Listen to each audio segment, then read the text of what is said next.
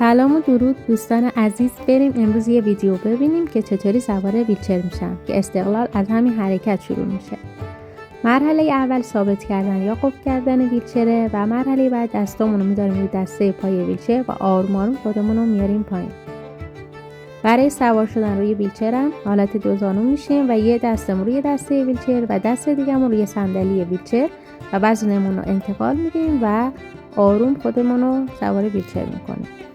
یه روش دیگه هم هست برای وقتایی که هنوز کامل بلد نیستیم، از بالشت استفاده میکنیم تا کار راحت تر بشه.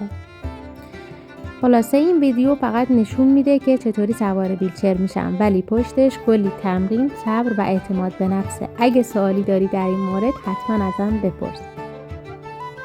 اینجا باید ویلچر رو کنار تخت تنظیم کنیم و قفلش کنیم. یه دستمون روی ویلچر و دست دیگه‌مون روی تخت. به این صورت هم میتونیم سوار بشیم و هم پیاده.